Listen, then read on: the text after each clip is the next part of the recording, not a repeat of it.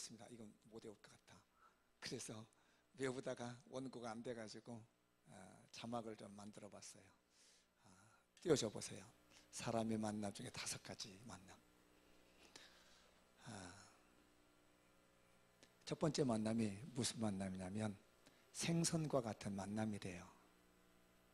이 만남은 어떤 얘기냐면 처음부터 잘못된 만남이랍니다.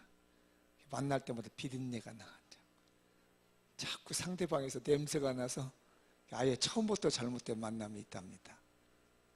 두 번째 만남이 있는데 꽃송이와 같은 만남이래요. 그래서 저는 처음에 꽃송이라서 굉장히 호감이 가서 이렇게 글을 딱 봤는데 뒤에 풀어놓은 게 영 아니었어요. 조심해야 될 만남이래요.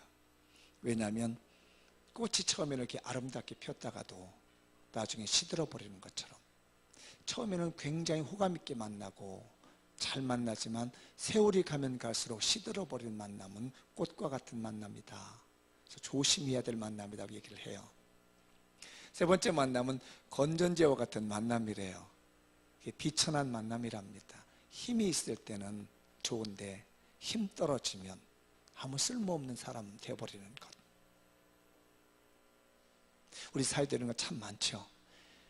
특히 직장 같은 데서 그렇습니다. 힘이 있고 높은 자리에 있을 때 사람들이 쭉 따라가지만 퇴직하고 나면 영 사람들이 찾아가지 않는 존재조차도 잃어버리는 만남을 건전지와 같은 만남이다. 이렇게 얘기를 한답니다. 그 다음에 네 번째 만남은 지우개와 같은 만남이래요. 이거는 아까운 만남이 돼요. 만나는 게 아깝다는 얘기입니다. 차라리 안 만났으면 좋을 뻔해. 왜냐하면 다 지우개로 지워버려. 시간 보낸 겁니다. 저 사람과 나의 만났던 시간이 너무나 아까운 거예요. 허송세월 보냈다. 다 지워버리는 만남. 근데 이제 마지막 저는 이 손수건과 같은 만남이라고 그래가지고 야 이거 이별하는 거 아니야. 근데 이 시인은 또 해석을 달리 했더라고요. 가장 아름다운 만남이 손수건과 같은 만남이다. 왜냐하면 그가 아파할 때, 그가 눈물 흘릴 때 그의 눈물을 닦아줄 수 있는 만남, 그의 마음을 만져줄 수 있는 만남, 그의 마음을 새겨줄 수 있는 만남이 손수건과 같은 만남이다. 여러분은 지금 무슨 만남을 갖고 있나요? 아까 여러분 동영상 보다시피 두 남녀는 얼마나 아름답습니까? 서로의 약점을 보완해주고 서로의 허물을 보완해줄 수 있는 이런 아름다운 만남이 우리에게 있어야 되지 않겠는가 생각을 해봅니다. 미국에서 이민 간 사람들이 하는 얘기래요. 그분들은 얘기입니다. 공항에서 이민을 가면 마중 나오는 사람이 있잖아요. 그러면 그 마중 나오는 사람이 누구냐에 따라서 그 사람의 인생이 달라진답니다. 한국에 이렇게 들어가면 공항에서 누가 마주왔느냐 이거예요. 세탁업소가 운영하는 사장님이 마중하러 나오면 그 사람은 분명히 세탁업소를 한대요. 그리고 슈퍼하는 사장님이 나오면 분명히 그 사람은 슈퍼를 한대요. 무슨 교수님이 마중 나오면 분명히 그 사람은 교수님이 된대요. 첫 만남이 누가 만났느냐 여기에 따라서 그 인생이 달라진다는 겁니다. 제가 지난주까지 만남에 대한 정확한 얘기를 표현하지 않은 용어로는 표현하지 않았지만 예수님을 만난 사람들에 대한 내용을 말씀드렸어요. 수로보니게 여인이 자기의 딸이 귀신 들리는 것을 고치려고 예수님을 만나러 왔습니다. 그렇죠? 기억나시죠? 네, 2주 전 설교라 가물가물 하시는지 모르겠지만 기억하실 거예요. 그 다음에 지난주 설교인데 기억나시나요? 아버지가 아들이 어릴 때부터 귀신 들려가지고 신도를 할 때 예수님을 만나가지고 말을 못하게 하는 영, 듣지 못하게 하는 이 영, 이 더러운 영을 단번에 물리치게 되었던 그런 아버지를 봤습니다. 그죠? 그러니까 엄마가 예수님을 만나는 것과 아빠가 예수님을 만남으로써 그 자녀들의 문제가 해결됐다고 하는 내용의 말씀이 예수님과 만남에서 이루어진 지난주, 지지난주 설교예요. 오늘은 좀 얘기가 다릅니다. 예수님을 만난 사람 중에 한 부자가 예수님을 만납니다.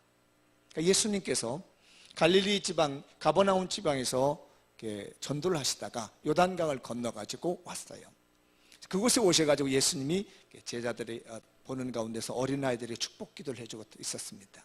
그때 마침 한 부자가 예수님을 찾아왔어요. 그러면서 질문을 던집니다. 선한 선생님, 제가 어떻게 하면 영생을 얻을 수 있을까요? 이에 대한 질문을 가지고 예수님 만나러 왔습니다. 수르보니게 여인은 엄마로서 딸을 어떻게 하면 고칠 수 있을까요? 라고 하는 질문을 가지고 해결점을 찾기 위해서 예수님 만났고, 어릴 때부터 귀신 들렸던 그 아이를 고치고 해서 아빠는 그 아빠의 애타는 마음으로 이 아이를 고치고 싶어서 왔는데, 여기 한 부자는 어떻게 하면 내가 영생을 할 수 있을까요? 라고 하는 질문으로 예수님을 찾아왔어요. 근데 우리 예수님은 대뜸 하시는 말씀이 십계명 얘기를 합니다. 내 부모를 공경하고 뭐 이렇게 십계명을 얘기를 했어요. 그랬더니 이 부자가 하는 말이 그 말입니다. 선생님, 저는 어릴 때부터 이거 다 지켰습니다. 무슨, 내가 그래도 부족한 게 있습니까? 영생 얻기에 부족한 면이 제가 있습니까? 라고 예수님께 반문하듯이 본문을 진행합니다. 근데 예수님은 또 전혀 다른 말씀을 합니다. 그래? 그러면 당신이 부자인 것 같은데 그 재산 다 팔아가지고 가난한 사람들에게 좀 나눠줘라. 그러면 당신이 원하는 영생, 그 영생 얻는 천국에서 더 많은 복으로 하나님이 갚아주실 거다. 이렇게 얘기했어요. 그랬더니 이 부자가 본문 말씀 여러분들께 보면 근심하며 슬픈 기색으로 돌아갔다고 말합니다. 예수님을 만나러 와가지고 잘못 만난 거예요. 이전에 엄마와 아빠는 잘 만난 겁니다. 예수님을 제대로 만나가지고 영혼 구원 문제뿐만 아니라 집안에 있는 문제도 해결받았고 아이들의 질병까지 고침을 받았는데, 본문에 나오는 주인공의 부자는 예수님을 만나러 왔지만 제대로 된 만남을 갖지 못했어요. 그 모습을 보고 예수님께서 제자들에게 얘기합니다. 얘들아, 봤지? 부자가 천국에 들어가는 것이 이렇게 어렵다. 왜냐하면 부자는 가진 게 너무 많아. 아쉬울 게 없어.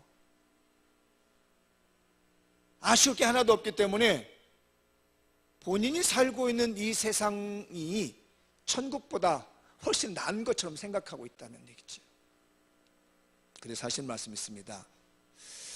부자가 천국에 들어가는 것은, 하나님의 나라에 들어가는 것은 낙타가 바늘기로 들어가는 것이 오히려 더 쉽다.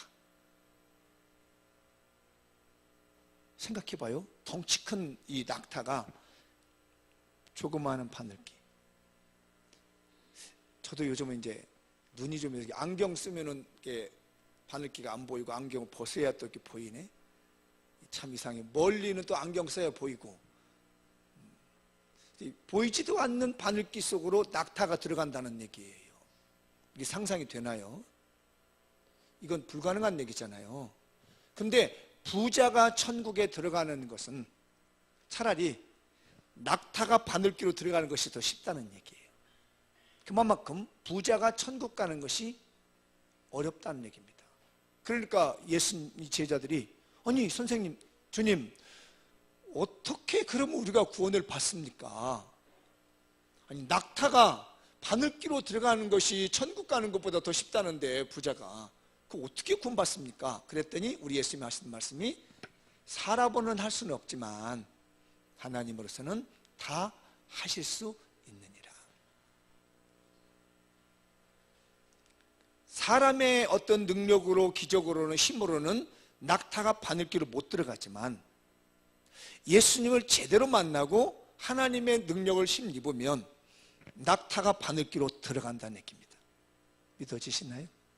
웬 생뚱맞은 얘기? 한번 읽어볼까요? 시작. 낙타가 바늘기로 들어간 것도 할 수 있습니다. 누가요? 누가 하죠? 하나님이 하시는 거죠. 누구를 만났을 때? 예수님을 제대로 만나면, 예수님을 인격적으로 만나면 낙타가 바늘귀로 들어갈 수 있는 기적이 일어납니다. 우리가 보기에는 저 사람이 교회 다닐 수 있을까? 아까 우리 설교엔 간증도 그게 나오잖아요. 교회 갔다고 아내를 구타하고 때리고, 정말로 인간적으로 볼 때는 아무것도 구원받을 만한 조건이 없는데 예수님을 만나다 보니까 대래 20년 후에 그가 예수를 믿게 되어서 벗은발로 나올 수 있는 이거 보지요? 하나님이면 다 하실 수 있습니다. 우리 주변에 보면 저런 사람들이 성공할 수 있을까? 저 사람이 예수를 믿어서 천국 갈 수 있을까? 이렇게 생각할 줄 모르지만 하나님의 능력은 예수님만 제대로 만나기만 하면 낙타가 바늘귀로 들어갈 수 있는 것처럼 그 인생도 바뀌어서 인생 역전할 수 있는 줄 믿습니다. 제가 탈무드에 대한 글을 좀 인용된 걸 봤는데 이런 글이 있더라고요. 두 친구가 가는 길에 바늘귀도 좁지 않다. 두 친구들을 위해서 준비된 가는 길에는 바늘귀도 좁지 않다. 이해했어요? 무슨 말인가 하는 거예요? 우리말인데도 이해하신 분 아멘. 설명이 필요하군요. 네, 다시 제가 한 번 더 얘기해 볼게요. 두 친구가 가는 길을 위해서 바늘귀도 좁지 않다. 두 친구가 가는 길에는 바늘귀도 좁지 않다는 얘기예요. 뭔 말인가 좀 왔다 갔다 해요. 이 목사님이 갑자기 왜 이렇게 이상한 어려운 얘기를 꺼내가지고 나를 혼미하게 하는데, 다음 발은 더 어렵게. 두 원수가 살기 위해서 필요한 땅은 온 세상도 넓지 않다. 고개를 끄덕끄덕 하는 분은 뭔 말인지 알아들었고, 고개를 안 끄덕끄덕 하는 사람들은 이게 도대체 뭔 말이야. 두 원수가 거주하기에 있는 땅은 온 세상이라도 넓지 않다. 두 친구가 가기 위해서 있는 길에는 바늘귀도 좁지 않다. 아멘 하신 분이 이제 있어. 한 분이 아멘 하는 거 보니까 다 알아들은 것 같아. 무슨 얘기냐면 사람이 서로 사이가 좋으면 바늘귀 같은 것도 뚫고 나간, 아무리 좁은 거라도 헤쳐나갈 수 있다는 얘기예요. 근데 원수가 되면 지구 땅덩어리가 다 넓다 해도 보기 싫은 거예요. 같이 있고 싶지 않은 겁니다. 이게 만남이라는 겁니다. 예수님과 제대로 만나면 우리는 알아야 됩니다. 바늘귀도 좁지 않게끔 갈 수 있는 역사가 일어납니다. 저와 여러분이 예수님 안에서 하나가 돼서 전도에 대한 뜻을 가지고 영혼구원에 대한 뜻을 가지고 가면 우리 앞에 비록 바늘귀만한 작은 일이 일어난다 할지라도 그 결코 좁지 않습니다. 넉넉히 바늘귀도 지나갈 수 있습니다. 하나님은 다 하실 수 있습니다. 그런데 우리 교인들끼리 사이가 나쁘고 저와 교회가 사이가 나빠지고 복음에 대한 열정이 같이 안 맞아지면 온 지구 땅덩어리가 우리 다 준다 할지라도 넓지 않아요. 어떻게든지 달나라로 가고 싶어 버리고 더 큰데 어디로 가버리고 싶은 것이 우리 인간의 마음이라는 겁니다. 사랑하는 성도들이요, 마음을 같이 해서 예수님 만납시다. 정말 중요한 건 우리가 예수님을 만나는 거예요. 예수님을 만나면 낙타도 바늘귀를 들어갈 수가 있습니다. 예수님을 제대로 만나면 바늘귀가 내 앞에 있을지라도 낙타가 지나가듯이 우리보다 덩치가 큰 이 낙타도 바늘귀를 뚫고 갈 수 있습니다. 이게 무슨 말이냐면 이 본문은 성경의 과장법이에요. 정말로 낙타가 바늘귀를 들어간다는 말보다는 과장하고 있는 겁니다. 이게 무슨 얘기냐면 어려운 일도 다 해결할 수 있다 이 얘기예요. 그 말을 표현하기 위한 겁니다.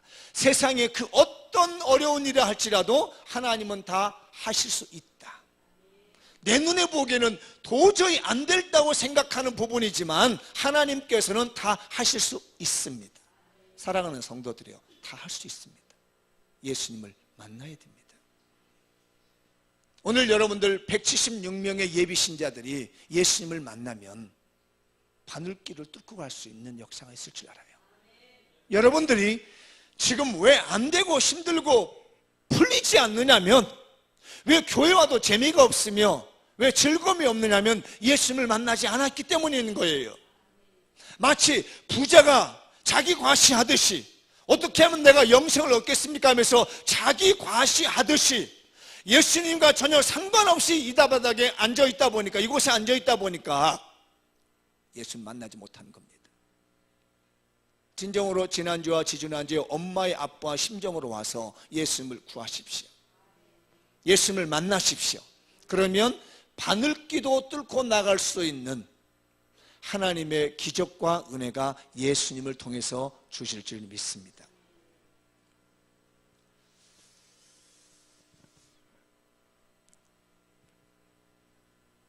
네바다주라고 하는 미국의 주가 있나요? 제가 미국에 안 가봐가지고 꼭 한번 가봐야 될 것 같아요. 지금으로부터 한 40년 좀 넘은 것 같은 얘기를 좀 해보려고요. 네바다주에 사막이 있다고 그래요. 저도 모르고 여기도 보니까 뭐 네바다인지 니바다인지 뭐 별게 눈빛을 보니까 그냥 목사님 하시는 대로 하시죠라는 눈빛 같은데, 틀려도 그냥 가고 맞아도 가고. 네바다주에 사막이 있는데 노인 한 분이 길거리에 이렇게 서서 있더랍니다. 그때 한 이제 젊은이가 운전을 하고 그 길을 쫙 지나갔어요. 그랬더니 노인이 이렇게 세워달라고. 그래서 이 젊은 친구가 차를 세웠습니다. 그 젊은 친구 이름이 멜빈 다마라고 하는 그 젊은 친구예요. 멜빈 다마라고 하는 친구인데 세웠습니다. 여보게 나를 좀 태워줄 수 있겠는가 했더니, 그럼요 어르신, 제가 태워드리죠. 탔습니다. 내가 라스베가스를 가는데 혹시 나를 라스베가스까지 데려다 줄 수 있겠는가? 모시다 드리죠. 어차피 제가 가는 길목이니까 어르신 제가 라스베가스에 모셔드리겠습니다. 그래서 이 멜빈 다마라고 하는 이 친구가 라스베가스까지 그 노인분을 이렇게 탁 내려드렸습니다. 그랬더니 이분이, 참 고맙네. 자네 이름이 어떻게 되나? 자네 명함 있으면 하나 주시게 했더니 멜빈 다마가 명함을 하나 그 나이 드신 분에게 드렸어요. 그러면서 고맙네. 내 이름은 하워드 휴즈라고 하네. 기억해두게. 그랬습니다. 헤어졌습니다. 뭐 길거리 가다가 행한 이 멜빈 다마는 이제 그 일을 잊어버렸죠. 근데 어느 날 정말 기상천외한 일이 벌어졌습니다. 어느 세월이 흐르고 난 다음에 신문에 큰 신문 기사가 났습니다. 세계적인 대부호 하워드 휴즈 사망. 이 사망 기사가 났습니다. 그러면서 그의 유언장이 공개가 됐어요. 유언을 쫙 합니다. 근데 그 밑부분에 세상에서 가장 친절했던 멜빈 다마에게 내 재산 16분의 1을 기증해라. 이런 이제 유언을 내렸습니다. 그래서 이제 변호사들이 도대체 이게 멜빈 다마가 누구냐? 전혀 모르는 사람이었어요. 그래서 유언장을 이렇게 찾아보니까 이 뒷부분을 보니까 연락처하고 이름이 있는 겁니다. 명함. 그 사람이 그 사람이에요. 근데 여러분, 하워드 휴즈가 1976년에 사망했습니다. 제가 이 연도를 일러드리는 이유가 있어요. 1976년 하워드 휴즈 쳐보세요. 인터넷에서. 그러면요, 사망이 1905년에 출생해서 1976년에 사망한 걸로 되어 있을 거예요. 근데 그때 그 사람의 재산이 얼마였느냐면요, 240억 달러. 여기 우리 그 옛날에 기억하는 것 중에 우리나라에서 100억 달러 수출했었던 연도가 언제인 줄 아세요? 100억 달러 수출할 때가요, 1977년이랍니다. 머리를 좀 쓰는 사람 한번 생각해 보세요. 우리나라에서 1977년도에 1년 다 해서 수출한 게 박정희 대통령 때죠. 제 어린 시절 기억이 나면 우표도 발행했습니다. 그때 100억 불 수출 달력성이라고 해가지고요, 1977년에 100억 달러를 수출했답니다. 우리나라. 좀 잘 들어봐요. 좀 딴 생각하지 말고. 지금 하나님의 기적이 나타나고 있는데, 오늘 잘 듣고 생명 얻으면 여러분에게 나타난다니까요. 1977년 우리나라 1년 수출한 금액이 100억 불인데 하워드 휴즈의 재산이 240억 불이라는 얘기예요. 이 상상이 가나요? 우리나라 나만 총 수출한 내기 100억 불밖에 안 되는데 개인이 가지고 있는 재산이 240억 불이에요. 그러면 거기서 16분의 1을 누구한테 주라고요? 차 태워준 사람. 근데 그때 차를 태워주면서 내려주면서 뭐라고 했냐면 이 멜빗 아마가요, 25센트를 준 거예요. 그 어른에게. 어르신, 이걸로 보태서 교통비에서 타고 가세요라고 보태준 거예요. 25센트. 25센트를 요즘 환율로 하면 한 250원 정도 되잖아요.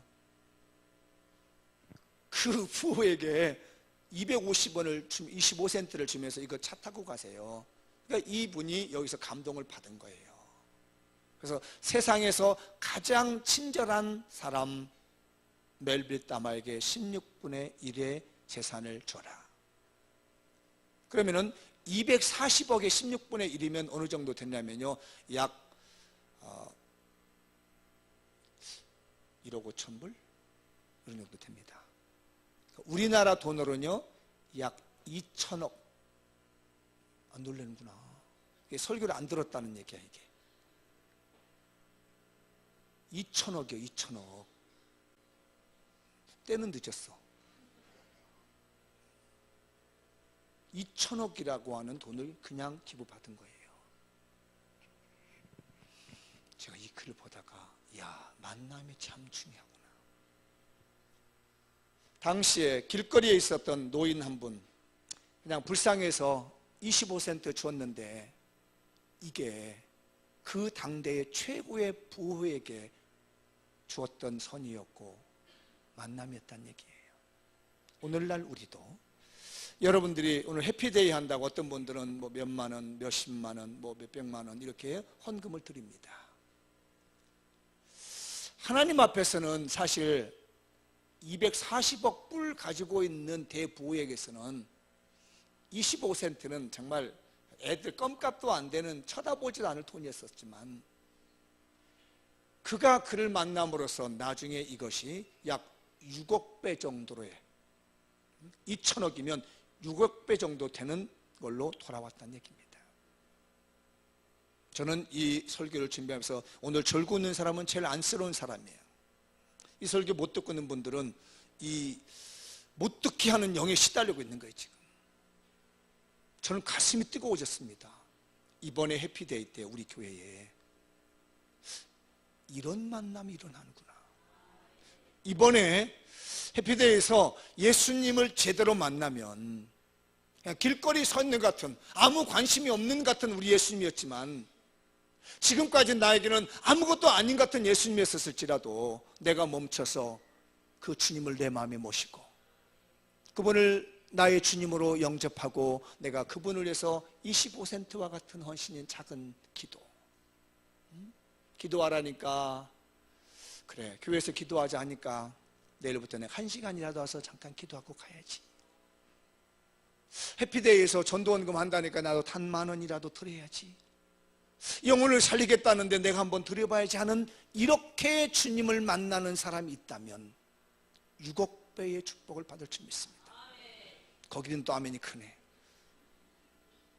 과정이 중요해. 과정이. 저는 가슴이 뛰었습니다. 이게 웬 미안하면 횡재인가? 어떻게 나한테 이런 글을 볼 수 있을까? 이 시점에서 이 글을 보게 하신 하나님이 너무나 감사했어. 하나님을 만나면 다 할 수 있습니다. 예수님을 제대로 만나면 다 하실 수 있습니다. 여러분의 지금 만남은 어떤 만남입니까? 이 예배당에 와서 하나님을 만나고 있고 오늘 예배를 드리고 있는 이 시간에 여러분은 어떤 예수님을 만나고 있습니까? 저는 마음이 그렇습니다. 멜비 땅화가 그냥 가던 길 가다가 한 노인이 서 있는데 노인이 좀 나 좀 세워달라 해서 세워서 태워가지고 가서 그분이 안쓰러워서 25센트 준 것이 나중에 자기에게 돌아올 때는 6억 배의 축복으로 돌아올 줄은 누가 상상했는가? 오늘 교회에서 진행원들이 전도하자 목사님 천명하자 하고 있는데 남의 일 같았고 내 일 같지 않았던 일일지라도 내가 멈춰서서 그래 나도 한번 여기에 한번 마음을 줘보자. 성전에서 2주간 동안 늘리기도 한다는데 나도 그냥 마음에 앉아서라도 그냥 1시간만 앉았다 가자. 이렇게 마음을 먹은 것이 나중에 되돌아올 때는 천국에서 되돌아올 때나 앞으로 살아가는 삶 속에서 나에게 되돌아올 때는 6억 배의 축복으로 돌아오지 않겠는가? 오늘 이 장미연 교회에서 예수님 만납시다. 예수님 만나면 낙타가 바늘기로 들어가는 그 기적이 일어날 겁니다. 예수님을 제대로 만나면 낙타가 바늘기로 들어갈 수 있는 것을 우리 하나님이 해내실 줄 믿습니다. 우리 예수님을 한번 만나봅시다. 할렐루야. 찬양 하나 한번 해보시죠. 예수님 만나고 싶어요. 아셨죠? 이 마음을 담아가지고 빨리 쳐주세요. 시간이 너무 많이 갔어요. 예수님 만나고 싶어요.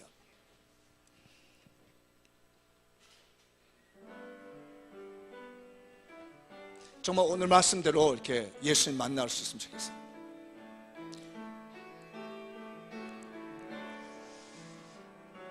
예수님 만나고 싶어요. 예수님 만나고 싶어요. 손을 모아 기도할 때